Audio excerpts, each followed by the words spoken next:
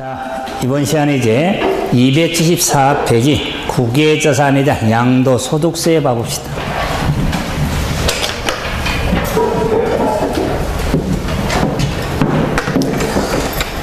자, 방금 언급한 대로 국내 자산에 대한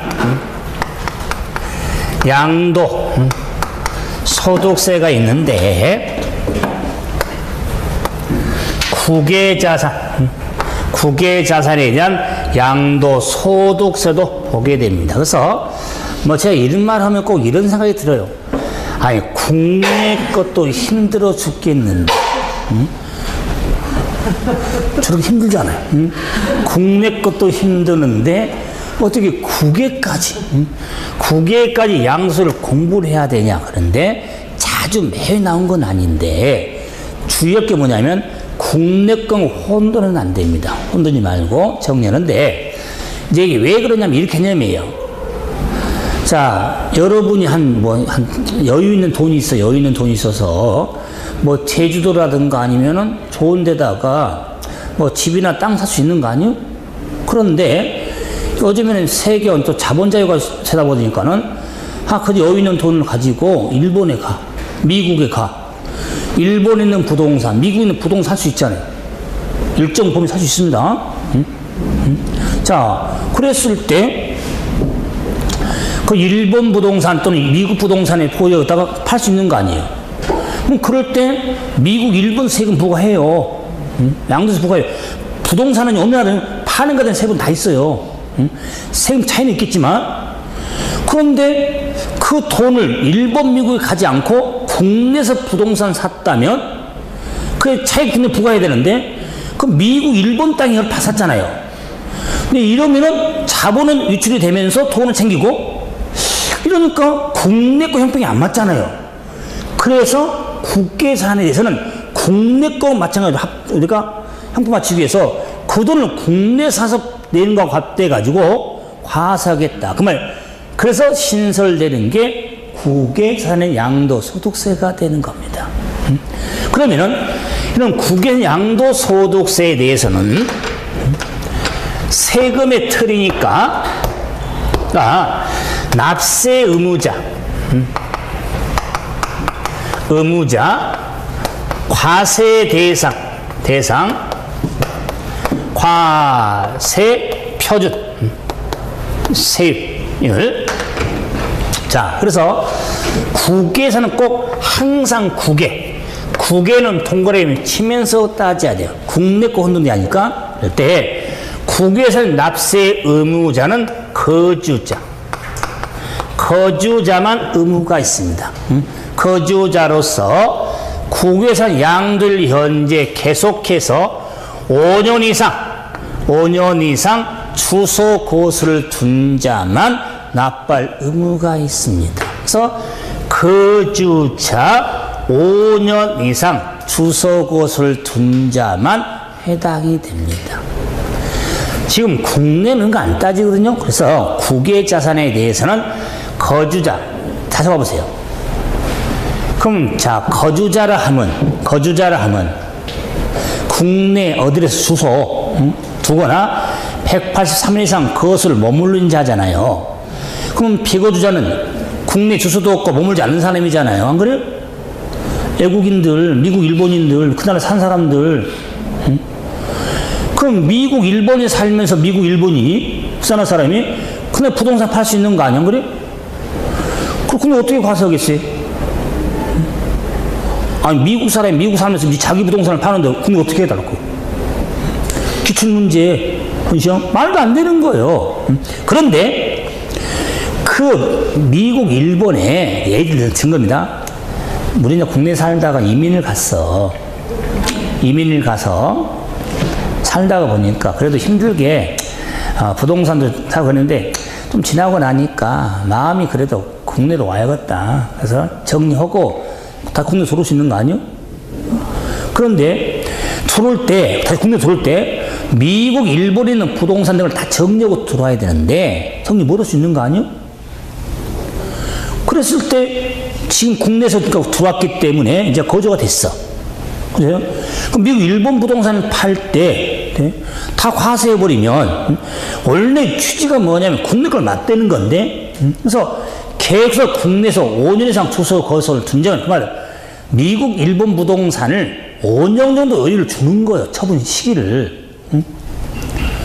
그래서 이거 신설시킬 때 국회의원들이 입법할 때 이 연수 갖고 무척 논란이 있었어요. 처음에. 좀 시간이 됐지만 전 그때 과정을 아는데 5년 너무 길지 않냐? 그것도 짧지 않냐? 더 늘리자. 왜? 이런 경우 당하는 경우가 많거든요. 처음 뭘 만들 때니까. 그래서 이제 그냥 합의해서 5년을 해놨는데 그래서 그게 바로 본시험이 된 거예요. 5년 연수를 아냐 모르냐. 그래서 거주자만 해당되고 5년 이상을 생각주다 그 말이에요. 다음에 과세 대상은 국외 것을 국외니까 국내 걸 맞대면 돼. 국내 걸 맞대면 되는데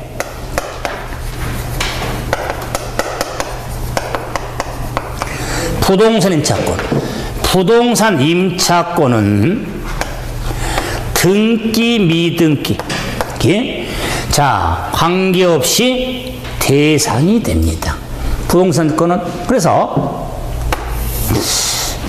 오늘 제가 좀 외적인 말을 많이 하는데 이제 5월 달부터는 이런 말 할 여력이 없습니다. 그 내용 정리 핵심으로 나가니까. 그런데 여러분 공시법에 등기법 공부하잖아요. 또 민법에서 등기법 하잖아요. 등기법은 우리나라의 고유법 아닙니까?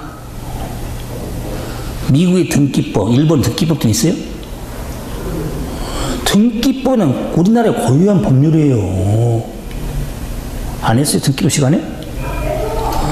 그러면 지금 국외자산, 국외자산에 대해서는요, 미등기 관련 규정 자체가 없는 거예요. 미등기 알 필요가 없는 거, 그건 가치가 없으니까. 자, 두 번째로, 국외자산인데, 우리가 국내 자산은 종합소득이 있잖아요, 소득세에. 종합소득에 이자, 배당, 사업, 근로, 연금도 있잖아요. 사업소득 있잖아요. 지금 미국, 일본에 대한 소득세를 따지는 겁니까? 우리 국내에서는 자, 등기된 부동산은 양도소득범이고 미등기 부동산은 미등기 부동임차권은 종합소득 중 기타 소득범이잖아요. 다 소득세를 내는데 국내에서는 등기된 부동산의 임차권은 양도소득으로 미등기 부동산의 임차권은 기타 소득으로. 그런데 국외자산에 대해서는 종합소득 범주가 없잖아요. 그러기 때문에 당연히 국외는요 등기 미등기를 따지질 않는 겁니다. 근데 워낙 국내 자산에 대해서는 부동산 임차권은 등기된 부동산 임차권의 하나니까 그걸 국내 국외를 혼돈하지 마라 그 말이에요. 그래서 제가 한 번도 했지만은 국외 자산은요 미등기 관련 규정을 둘 수도 없는 거예요. 자, 다음 과세표준. 과세표준 하면 양도가액. 양도가액 하면 역시 실지거래가액. 실지거래가액에 의합니다. 자, 그런데 이 문제 아니라 실지거래가액은 실제로 주고받는 가액이잖아요. 그러면 실지거래가액을 확인할 수 없을 수가 있잖아요. 안 그래요? 알 수 없으면 그렇게는 추계로 간다고 그래. 추계. 말도 안 되지. 미국 부동산 거래, 그 미국 부동산 시가를 실제 그렇게 확인이 안 돼. 그럼 매매 사례, 감정가액, 그 나라의 감정가액 따져야 돼? 그리고 기준시가 하면 공시가격이 있네. 그 나라 공시가격이 있어? 그러므로 실제 거래가격을 적용하는데 실가가 확인이 안 되면 현지 국가 사정을 반영한 시가로 한다 그 말이에요. 추계 그런 건 없는 거예요. 안 그랬어요? 근데 워낙 국내에서는 추계를 강조해. 추계, 그죠? 추계. 매감한기, 매매 사례, 감정가액, 환산 기준시가. 그럼 국내지 국외 아니? 자, 그럼 이제는 자, 소득금액 구할 때 장기 보유, 특별공제. 특별공제는 적용받을 수가 없습니다. 양도소득 기본공제. 양도소득 기본공제는 됩니다. 기본공제는 국내 걸 준용해서 적용이 됩니다. 자, 그래서 양도가인 실가로 근데 특별공제 안 되고 기본공제는 됩니다. 만약에 다른 것도 하겠지만 꼭 더 기억할 것은 국외자산에 대해서는 특별공제는 안 됩니다. 기본공제는 됩니다. 이게 중요해요. 자, 그 다음에 세율은 국외자산에 대해서는 부동산은요, 보유기간 관계없이 7단계 76, 42가 됩니다. 국외자산에 대해서는 76, 42가 된다. 보유기간에 관계없이. 주식은 30%만 없애면 되는데 생각하지 말고 부동산에 대해서는 76, 40이다. 그 말이에요. 보유기간에 관계없이. 우리 국내는요, 보세요. 국내는 부동산이면 1년 미만이면 50, 주택이라면 40% 구분되잖아요. 그런데 국외자산은, 부동산은 보유기간 따지지 않고 동일하게 76, 40이다. 그 말이에요. 자, 그런데, 자, 이런 국제자산에 대해서 양도가의 과표를 구할 때 양도 차익을 산정하면 양도가액에서 필요경비를 빼는 거잖아요. 그렇죠? 그런데 국외잖아요. 뭐 국외는 일본서 부동산 거래했다면 엔화를 받을 것이 엔화고, 미국 부동산은 달러잖아요. 그걸 원화로 한번 환산해야 할 거 아니에요. 왜? 국내 땅과 맞댄 거니까. 이걸 뭐라고 하냐? 외화 환산이다. 그 말. 그러니까 외화 환산을 어떻게 할 거냐? 그 말. 외화 환산은 양도 시점과 산표를 사리적으로서 양도가액을 수령하였거나 필요금을 지출한 날 현재 기준 재정 환율에 의해서 환산이 이루어지는 겁니다. 어차피 양도 차익을 전해야 되니까 외화 환산은 양도가의 수령. 자, 돈 받아야 할 거 아니에요? 달러를. 그러면 달러를 지급해야 될 거 아니에요? 시점이 다르니까 양도가의 수령, 수취하였거나 필요금을 지출한 날 현재 기준 환율에서 양도 차익 과정을 염두에 두셔야겠죠. 자, 마지막으로 국외자산에서 자산에 대해서 미국, 일본에 납부하였거나 납부할 세금이 있을 거 아니에요. 납부할 세액에 있어서는 요 세액을 계산해 빼는 애국납부 세액공제라든가 또 필요금으로 산입한 방법 중 하나로 공제받을 수 있더라. 그 말. 그래야 국가 간의 이중과세가 안 되는 거. 그래서 여기서 납부거나 납부해야 할 세액에 대해서는 납부세 공제 등을 받을 수가 있다는 거. 이게 국외자산이란 양도소득세 규정인데 몇 가지 안 됩니다. 하지만은 국내 거하고 혼돈하지 말고 확인이 돼야겠죠. 자, 이래서 양도소득세를 정리해 드렸다면 이제 자, 교재 페이지 앞 페이지에 이제 자, 안 해드린 부분 208페이지 봐보세요.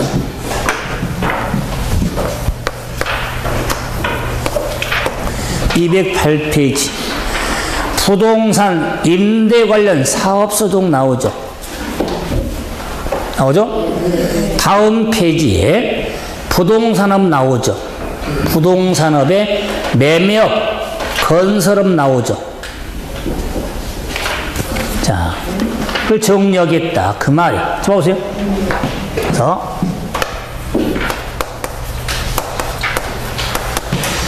자, 종합소득. 종합소득 하면 6가지 소득을 합한 소득인데, 종합소득에 사업소득이 있잖아요.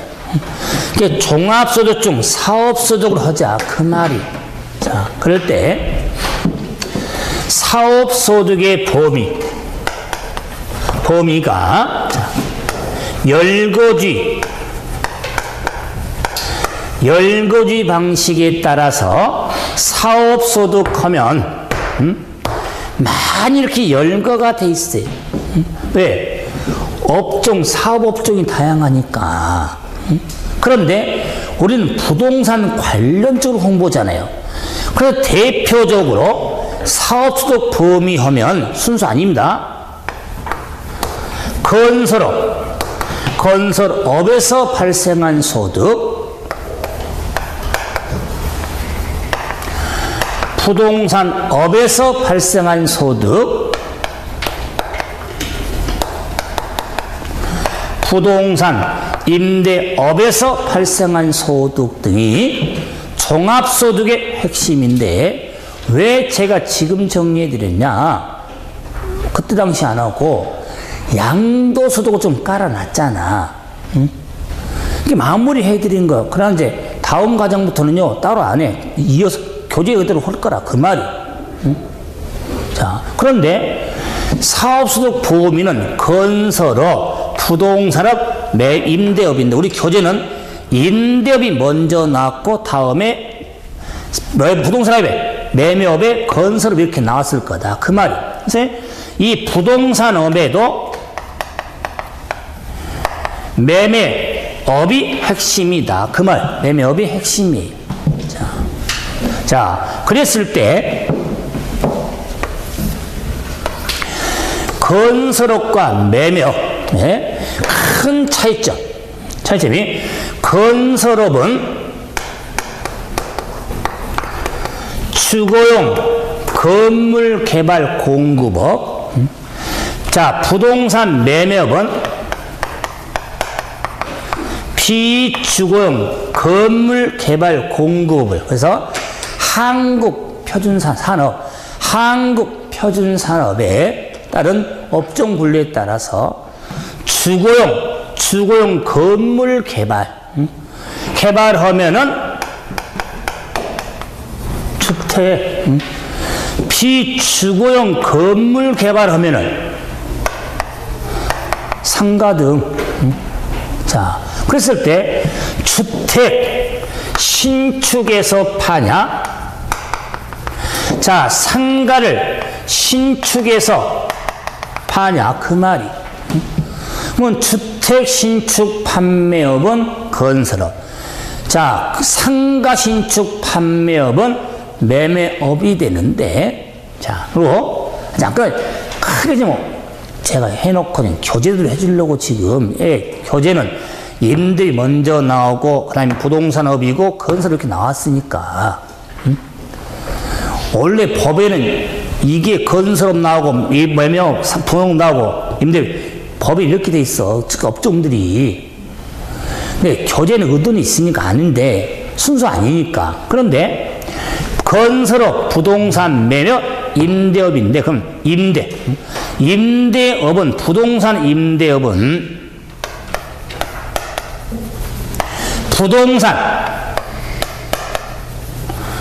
부동산상의 권리. 그럼 대표로 부동산이 됐든, 부동산의 권리가 됐든, 대여로 인해 발생한 소득이지. 부동산 대여, 부동산의 상의 권리 대여. 자, 또 있어, 지금 쓸 때 앞으로. 그랬을 때, 보세요. 사업소득이니까, 사업자잖아. 사업자 등록 OX. 사업자 등록을 해야 되냐 안 해야 되냐. 자, 그럴 때 건설업이라든가 매매업은요 사업자 등록을 해야 돼요. 만약에 사업자 등록 없이 부동산을 매매하면요 양도소득 범위지 사업소득이 아니에요. 양도소득은 사업성에 관련된 소득이 아니에요. 업자가 아니에요. 업자가 부동산 집을 팔면 사업소득 범위고 종합소득이지 양도소득이 아니에요. 그래서 지금 보는 거예요. 양도소득을 했던 이유가 사업을 소득이 아니다 그 말이에요.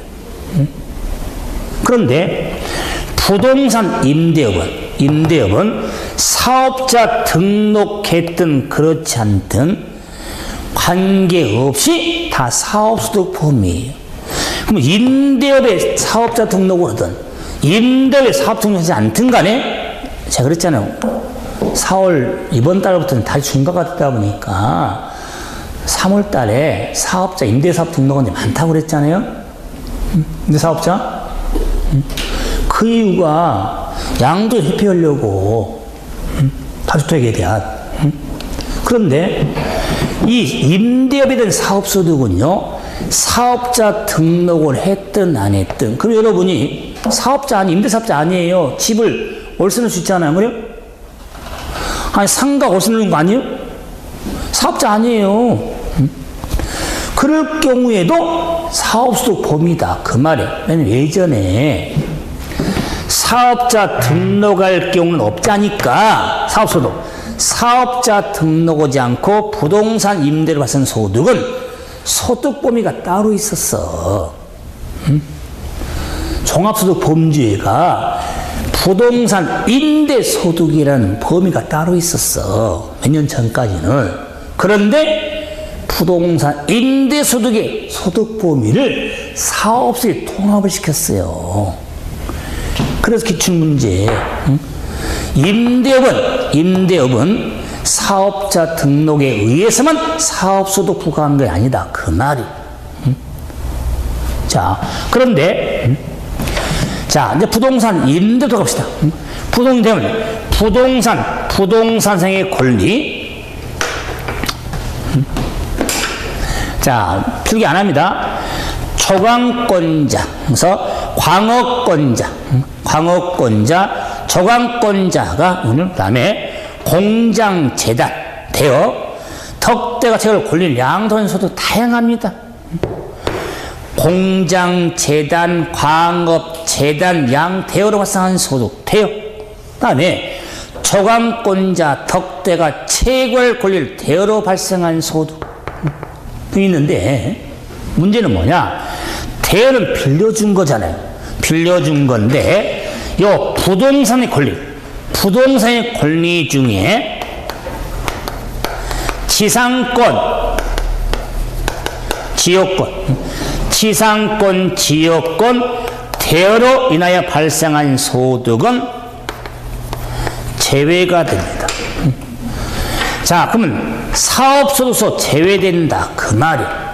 그럼 소득세를 안 내는 게 아니에요. 그게 기타 소득인데 요 지상권, 지역권 대여거든요. 그런데 올해 개정이 돼서 이 사업소득에 제외되는 건 공치법에 따른 공익사업과 관련된 지상권, 지역권이 제외가 됩니다. 공익사업과 관련을 따져야 된다 그 말이에요. 공익사업과 관련을 따져야 됩니다. 자, 그래서 교재에 돼 있지만 자, 개정세법 봐보세요.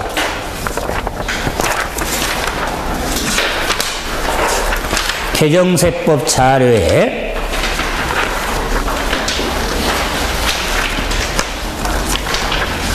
자, 페이지 11페이지 11번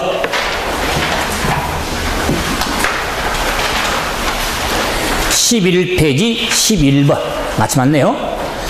지역권, 지상권 설정 대여 소득의 소득급은 변경 나왔죠.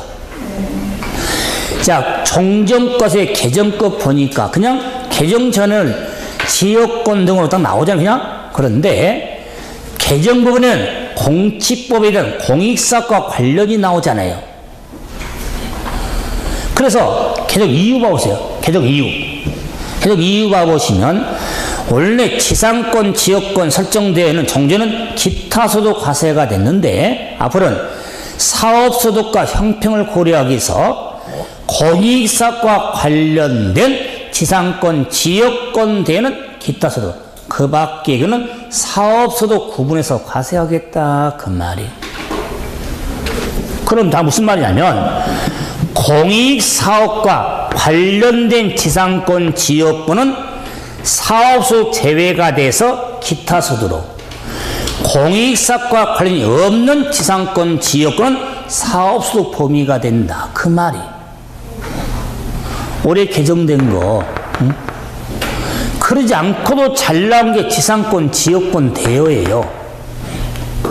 그럼 봐보세요. 다시 보면은 지상권, 지역권 대여로 발생 제외, 사업소득 제외되려면은 공익사업과 관련된 지상권, 지역권을 염두해달라 그 말이에요. 우리 교재도 수정이 되어 있으니까 이걸 더 확인할 수가 있겠죠. 자, 그럼 봅시다. 요 부동산 임대업에 있어서 자, 사업소득인데 사업소득에 보세요.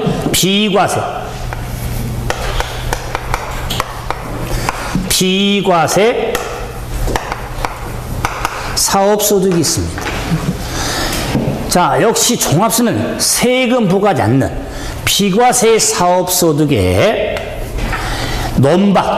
논밭을 작물의 생산기고 발생한 소득.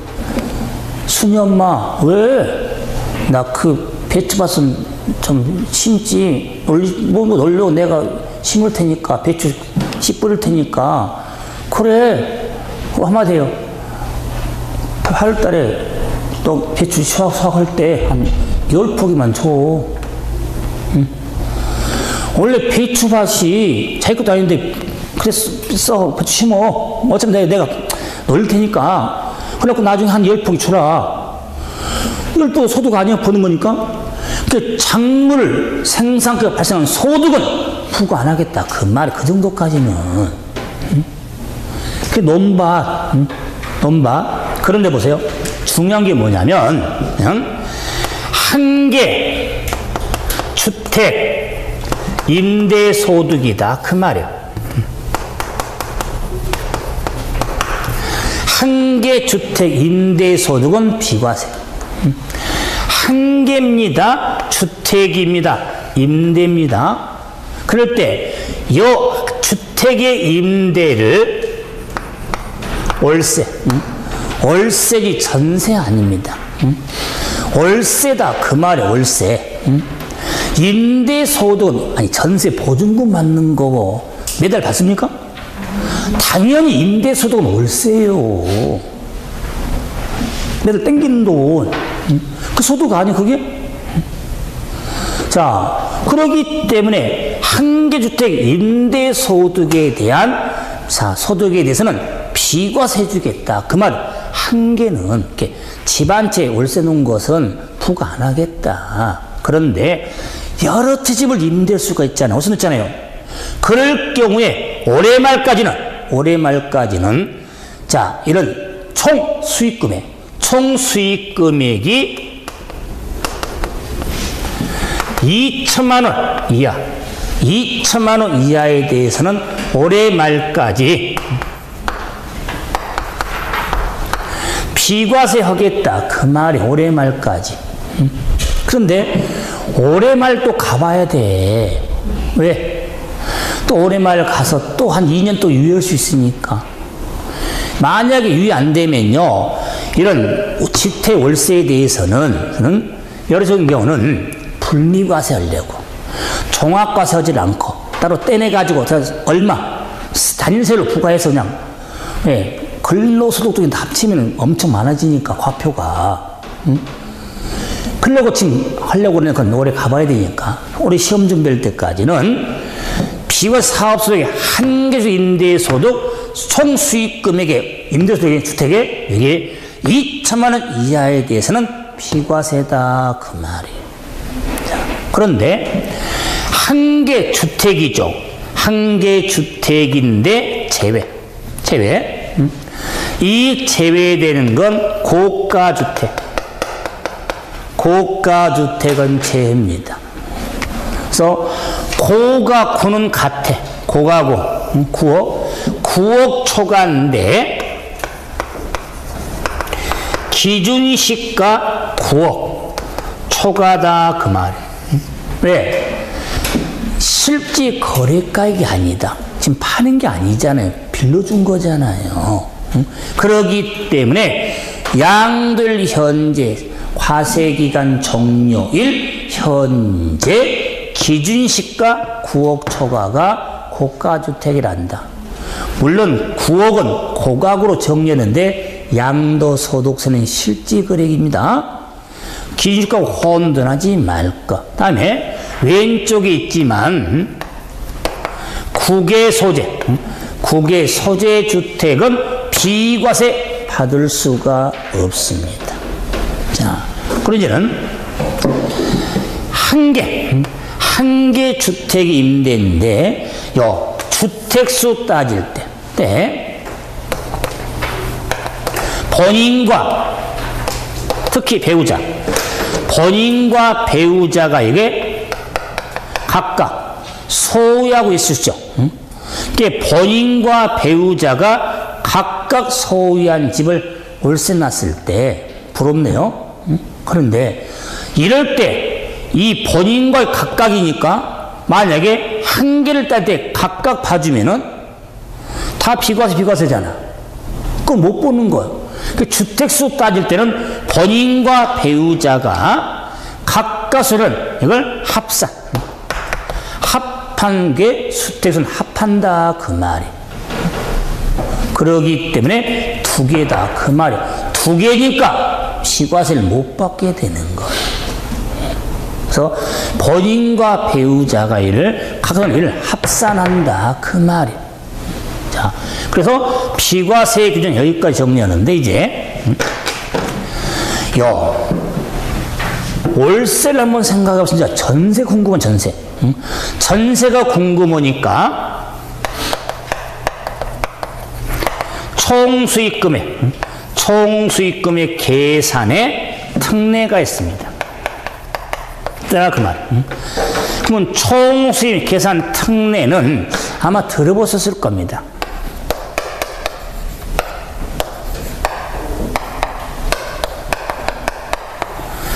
임대료로 간주하겠다는 간주 임대료. 이 간주 임대료는 자 부동산을 대여고 전세 보증금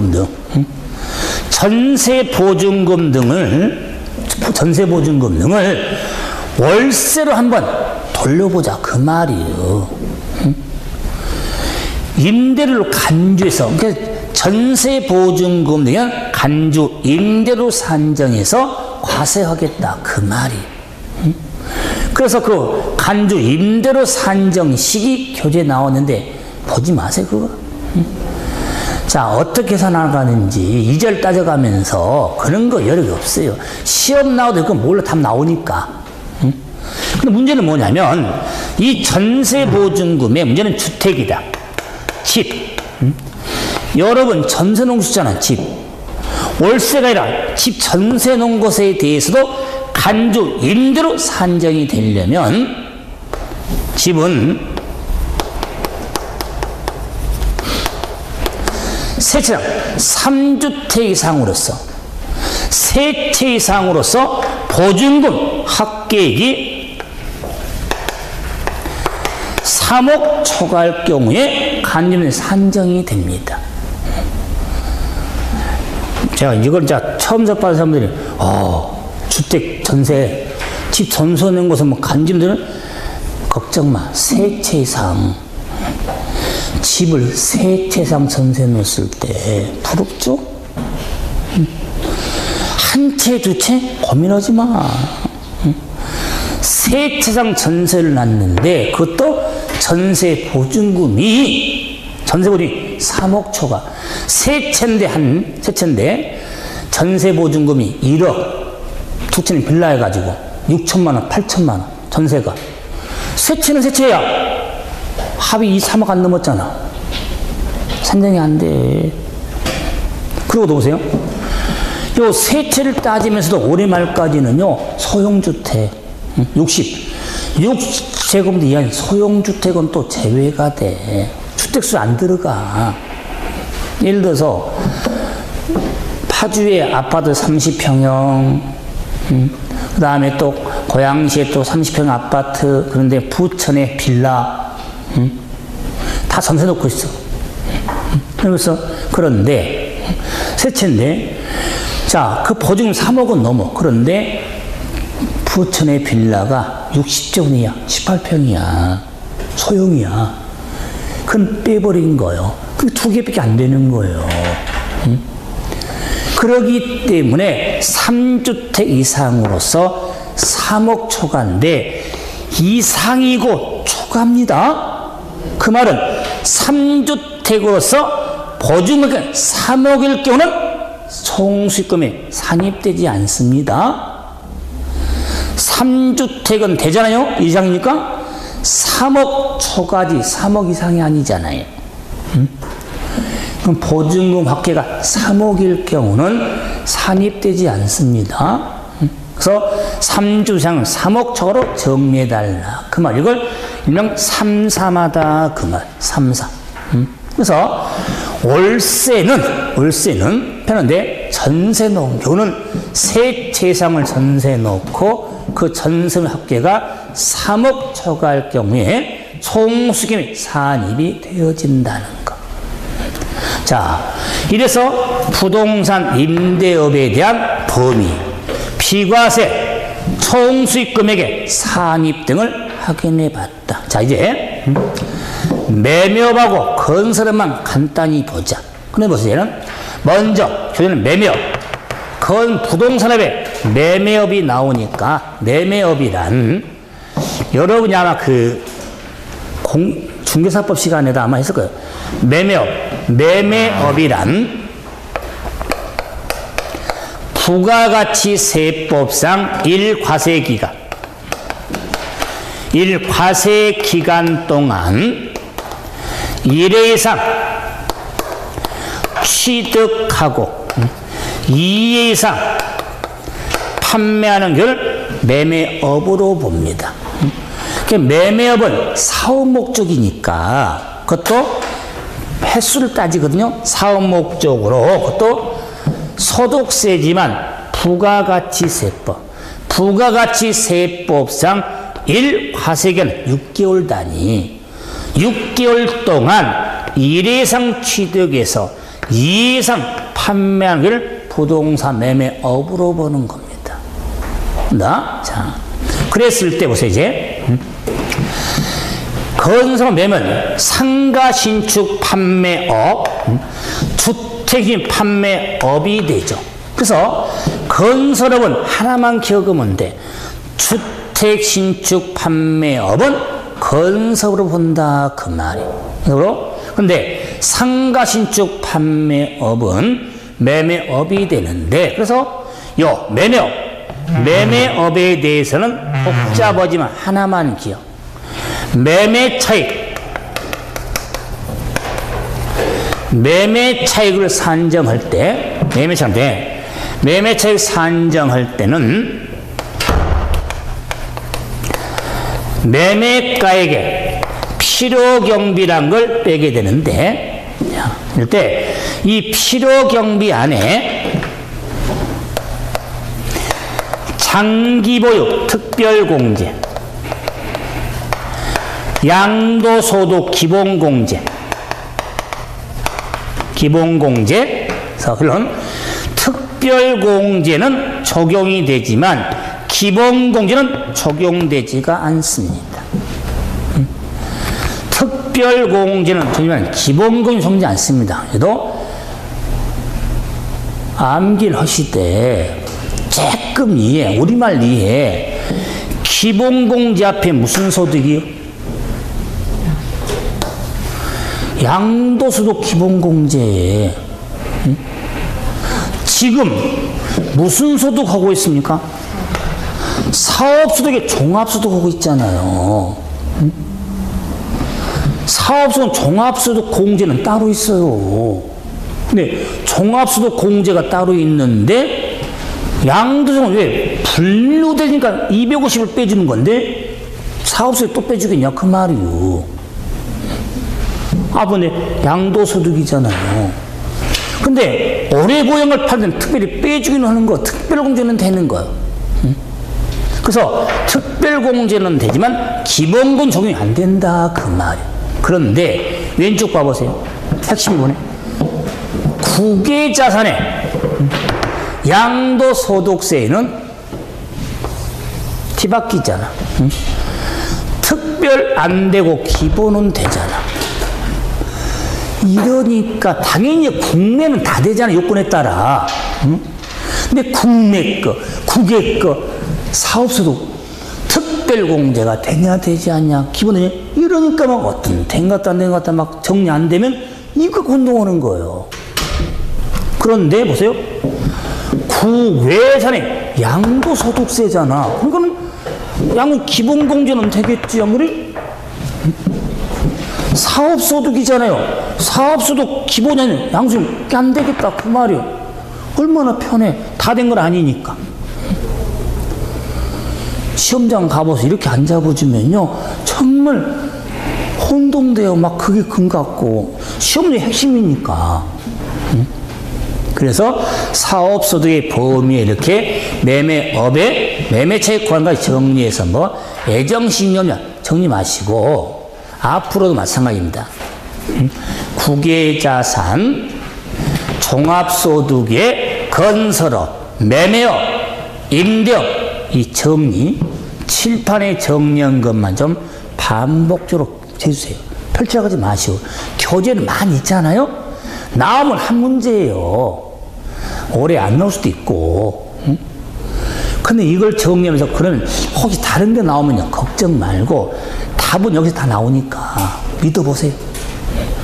그리고 올해 개정 부분들 특히 지상권, 지역권, 사업소 제외는 공익사업과 관련 이거 놓치지 말고 그래요?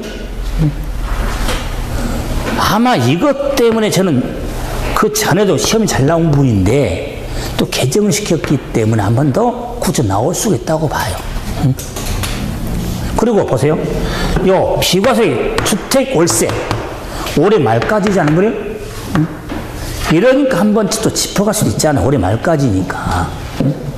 그래서 그 부분만 좀 확인해 주시면 양도소득에 우리가 종합소득에 사업 정리를 해드렸을 겁니다. 그래서 뭐 이번 과정 여기까지 정리해 드리고 이제 5월 달부터는 조금 템포 좀 빠르면서도 기본소로 하는데 처음부터 하는데 제가 2달 동안에 전체를 한번 다시 할 테니까 좀 템포가 있지만은 한 번쯤 좀 이제는 세법도 5월 달부터는 좀 집중하셔야 돼요. 그러면서 제가 핵심을 유지했을 때 정리할 때 그것만 반복해 가면서 왜? 한번 들은 게 있으니까. 그래서 5월 달에 뵙죠. 자, 마치겠습니다.